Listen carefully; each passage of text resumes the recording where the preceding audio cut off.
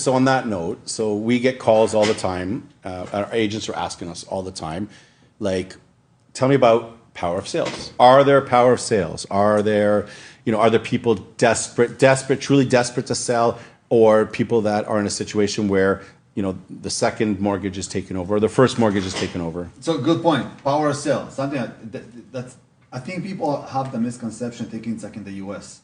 where in the U.S. power of sale bank only wants his money. He doesn't care about the client. As long as they get what they owe, they're happy. They'll sell it. Where you can snatch out crazy deals. In Canada, there's laws against it, though, right? I mean, you hear power of sale. The bank can't just let it go for whatever. So many states, many of the states out there, if there's X number that's owed on the house, they just need to sell it. They just want to get their money back. Here, they have legal obligations in order to get as much for the property as possible. But you can still get a deal. But I don't know about that. And the only reason why I'm saying that is, we're still market driven. This isn't a situation where a power of sale comes. There's a lot of misconception. And more people are interested in it than a normal house. And they think that there is a deal opportunity. You get more people interested in it, supply and demand, right. You're going to drive price up.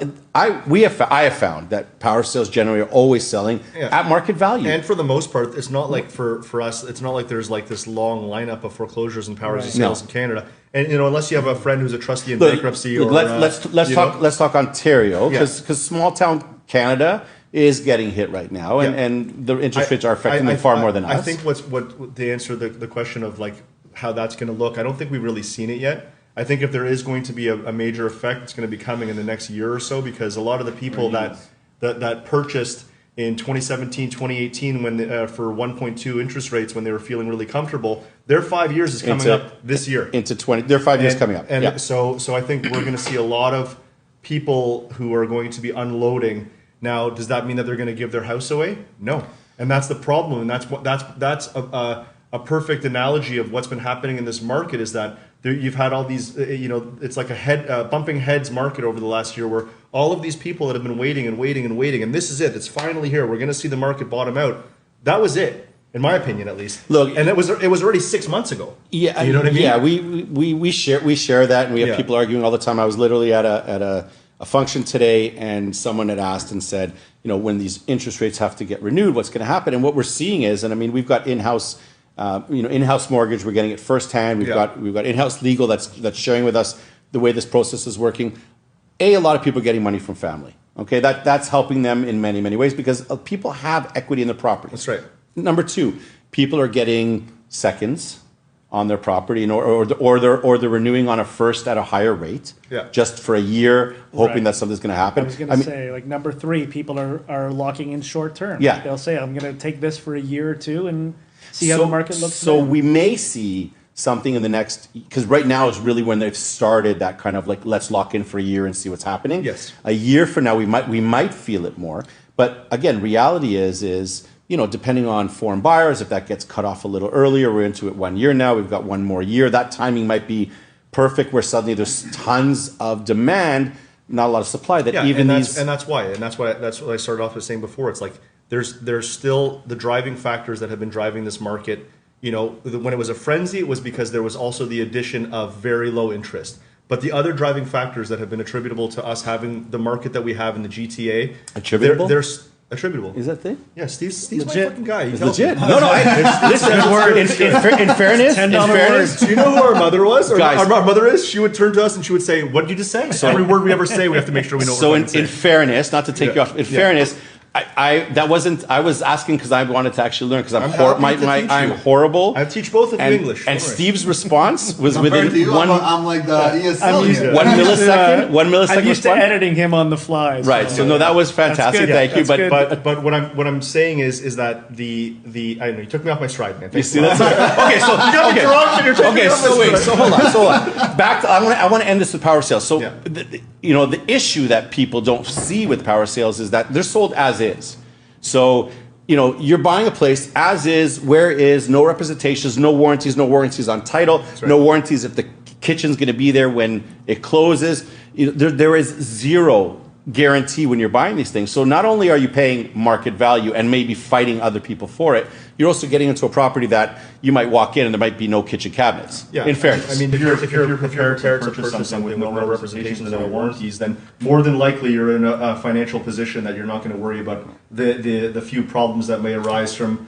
You know what I mean? Yeah. But for the most part, like if when I have a client and there's a situation like that, what's my answer to them? I would consult with your lawyer, right, and make sure that you know what you're getting yourself into. And Yeah. this is what I know about it. But and I would get that in writing, so it's clear. I think power sales are overrated. And there's other deals. Your chair's super squeaky, by the way.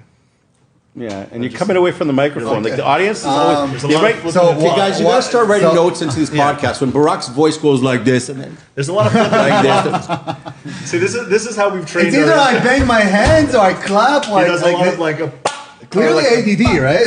No. No. So what I'm saying is good. that yes, power sales. There's a misconception, but like I think there's better deals to get out there.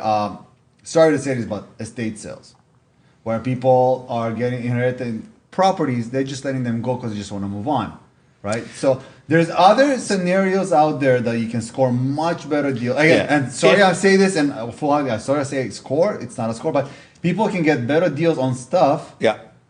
Than power sales. No, I It's, agree. you There know, is opportunities when it comes to estate sales and such. You gotta have a realtor who's on top of it, they're Yeah. getting in there right away. That's They're- what I was about to say. It really is a specialized thing to go because I've had phases where I've focused in on that and I've ended up doing a few power sales per year kind of thing, and it is a different sort of animal to sell them, and especially if you have somebody who wants to buy them, you really need to know what you're getting. Yeah. People need to know what they're getting themselves into, because as much as I'm like sugarcoating it, like there is a lot of risk associated with buying one. Yeah. And quite frankly, I don't know if I'm missing something, but I don't see them as often as I think people think. Like I have people call me all the time, "Hey, I need you to put me on the power of sale list," and I'm Right. like, "Okay, you're on it." And they're like, "No, put me on the power. You're on it, man. keep I you got you posted. right now. I'm going to see a Yeah. power sale. I'm going to call you. You know what I mean?" I'll jump in on that point. Like, the Canadian. Steve, why don't you jump in? Steve, jump in. Thank you. Please, Jim. The Canadian market, I always think of this quote from Mike Myers, Wayne's World. They asked him once at a red carpet gala, they said, "What's it like living in Canada versus the US?" And he paused and he said, "We pay a lot of taxes, but it's a very fair place to live and it's a very sane place to live." And compared to the US, where you look at their mortgage crisis from 10, 15 years ago, the reason that we kind of survived without having that is because of our controls, because we don't give mortgages to every person who Yeah. applies for one. We check your income. We make sure you can qualify at a higher rate. And if some kind of disaster were to happen where a year from now millions of people had to renew and they couldn't afford it, I have no doubt that the government would issue some kind of debt relief program. They're not going to screw people. The banks don't want to be in the business of buying out. Yeah, they don't want to homes own. that They people don't. have They defaulted don't want to on. own homes. Yeah. So Yeah. don't panic, and don't look at interest rates as something to ever stop you from No, the from buying a interest property. rates as a whole, the people who are really getting hit the hardest is still the same people that were getting hit the hardest before, and that's first time buyers. Yeah. Like if you have a home right now and you have real estate that you still have to sell, that's the reality. Like you're still doing okay, because as much as people who are the ones who are sitting on the sidelines have been trying to dictate over the last decade, the prices as of right now, year over year, they're actually up. And in some places they're even, and in some places they're a little bit underneath. But as a whole, what was it, 3%? Yeah, depending on where it is. Yeah. But depending on where it is. But what I'm getting at is they're not down 30%. They're not down 20%.